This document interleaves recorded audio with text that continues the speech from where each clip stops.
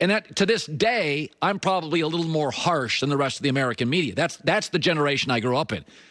When I was in Portland, I ripped the Blazers.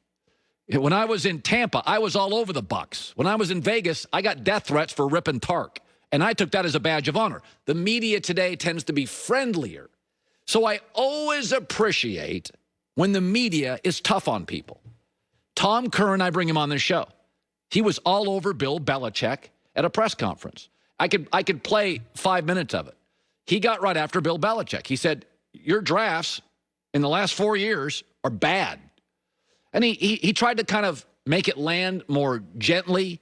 But here was one of the questions Tom Curran asked. And by the way, this is not easy to do. You're questioning the greatest football coach ever, and Belichick has the patience of somebody who doesn't have patience.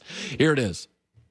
A lot of the players have been brought in via the draft since 2017, haven't won those competitions or gained your faith and confidence. I know how much you put into the draft, and I know how much every team puts into the draft. I guess there's a disconnect between whether it's injuries, development, competition. So not asking a question on it and continuing to write or spitball about it doesn't do us any good if we don't ask the guy who's in charge of it. Yeah. Well, Tom, I'd say the most important thing to me is winning games.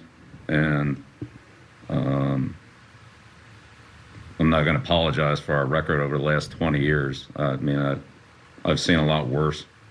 So ultimately, we try to put the best team on the field that we can to be competitive, and I don't really see that changing. Now, it should be noted, as Bill has won more, he has pushed back on advice on the draft. And it's not that Belichick was always a poor drafter, and they still do a pretty good job on the offensive line. But they don't have dynamic players. And as Bill has won more Super Bowls, when Tom beat Atlanta, Tom started doing more commercials.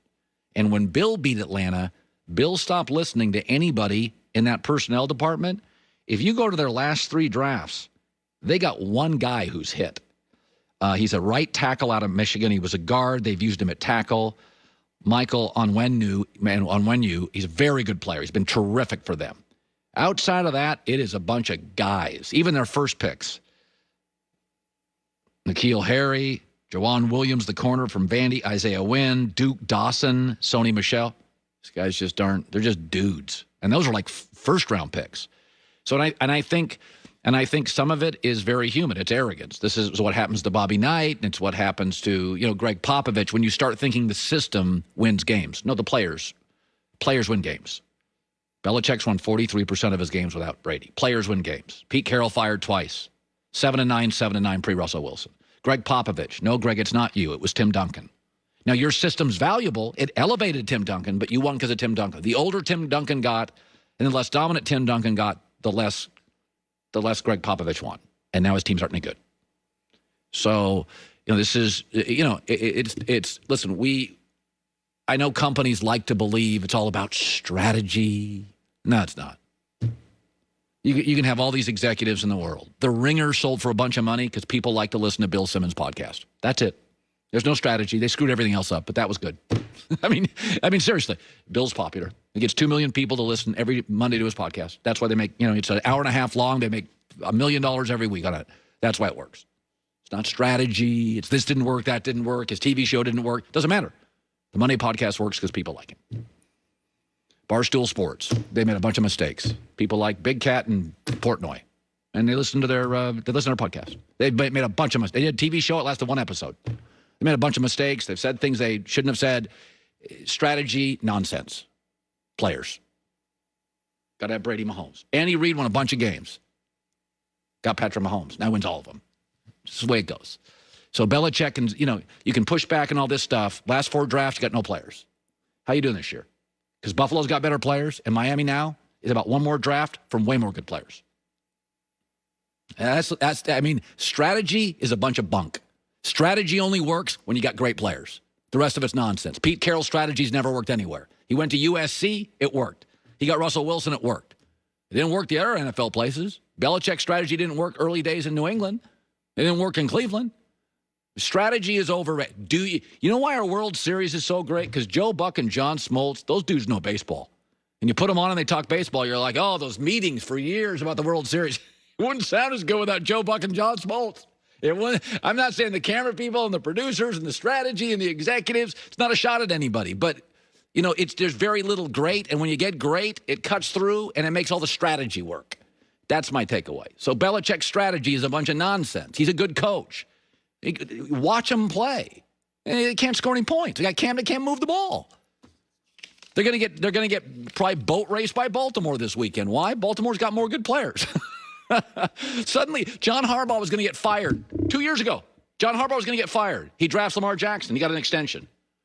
Oh, strategy. It's just funny. It's funny how Joe Flacco got worse and John Harbaugh's strategy got worse. It's just crazy how it works.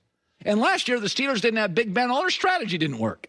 They had a guy named Duck Hodges quarterback, and the strategy wasn't very good. Oh, Big Ben came back. They're 8-0. Strategy's all brilliant now. I'm not taking shots at him. I'm just saying this is all nonsense. The strategy stuff. Get stars.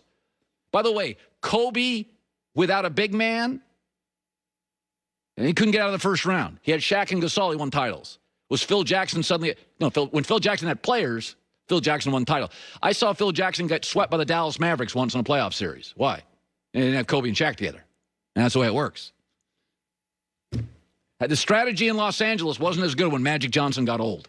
Suddenly, the strategy wasn't as good because Magic wasn't as good. And by the way, the Pistons were great forever. Was Chuck Daly the great strategist? By the end, when they got old and beat up, the strategy didn't work. I mean, they were still good. So, they don't draft very well. That's why they're not winning games. They're not very dynamic. It's why Tom Brady left. They don't have good players. I got nothing against I like coaches.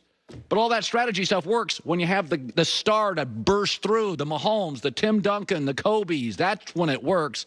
Then otherwise you're 7-9, but a genius and respected among coaching circles. That and $3 gets you coffee at Starbucks. Sorry. All right. Emmanuel Acho's coming on today. He's got a new book, wants to be a bestseller. Oprah's pushing Emmanuel Acho's book. It will be a bestseller. This holiday season, all about the bedroom, Casper's Black Friday sale has up to 30% off everything you need to make your bedroom your happy place. The most supportive mattress, plush pillows, soft sheets, cozy throw pillows, blankets. Their blankets are great.